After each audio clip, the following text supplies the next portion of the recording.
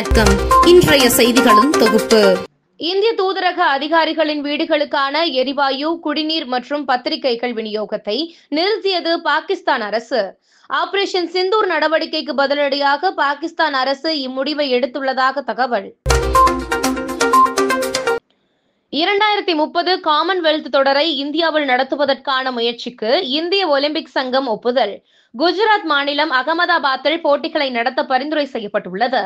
Commonwealth விளையாட்டு கூட்டமைப்பிடம் India தனது விண்ணப்பத்தை விரைவில் சமர்ப்பிக்கும் என எதிர்பார்ப்பு. காசா விவகாரத்தில் இஸ்ரேல் பிரதமர் நெதன்யாகு வரம்பு மீறி நடந்து கொள்வதாக நியூசிலாந்து பிரதமர் கிறிஸ்டோபர் லக்சன் அதிருப்தி. பாலஸ்தீனத்தை தனி நாடாக அங்கீகரிப்பது பற்றி நியூசிலாந்து அரசு பரிசீலனை. அணுசக்தி உற்பத்தி திறனை அதிகரிக்க யுரேனியத்தை வெட்டி எடுக்கவும், இறக்குமதி செய்யவும், பதப்படுத்தவும் தனியார் நிறுவனங்களுக்கு அனுமதி வழங்க ஒன்றிய அரசு முடிவு என தகவல். 2047 ஆண்டுக்குள் அணுசக்தி நிலையங்கள் மூலம் கிடைக்கும் மின்சாரத்தை 12 மடங்கு அதிகரிக்க ஒன்றிய அரசு இலக்கு.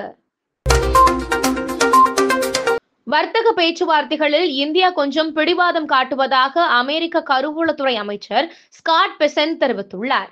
இந்திய பொருட்களுக்கு அமெரிக்கா 50 விழுக்காடு இறக்குமதி வரி விதித்துள்ள நிலையில் இரு நாடுகளுக்கும் இடையே வரும் அக்டோபர் மாதமே வர்த்தக ஒப்பந்தம் இறுதியாக வாய்ப்புள்ளதாகவும் ஸ்காட் பெசன்ட் தகவல். உலகின் மிக வயதான கோழி என்ற கின்னஸ் சாதனையை படைத்துள்ளது அமெரிக்காவைச் சேர்ந்த பியல். வழக்கமாக கோழிகள் 5 முதல் 10 ஆண்டுகள் உயிர் வாழும் நிலையில் பியல் 14 ஆண்டுகள் வாழ்ந்து வருகிறது. கர்நாடக மாநிலம் சிக்கமகளூர் நகராட்சி மன்ற தலைவராக இருந்தபோது 2500 தெருநாய்களை கொன்று அவைகளை மரங்களுக்கு அடியில் புதைத்து இயற்கை உரமாக பயன்படுத்தியதாக JDS கட்சி MLC போஜே கவுடா பரபரப்பு பேச்சு. தெருநாய்களை அகற்றுவதை யாராவது எதிர்த்தால் அவர்களின் வீடுகளுக்குள் 10 தெருநாய்களை விட வேண்டும் என்றும் ஆவேசம். கூகுளின் குரோம் பிரவுசரை $34.5 பில்லியன், அதாவது இந்திய மதிப்பில் சுமார் ரூபாய் 2.88 லட்சம் கோடி கொடுத்து வாங்க பெர்ப்ளெக்சிட்டி AI நிறுவனம் முன்வந்துள்ளது.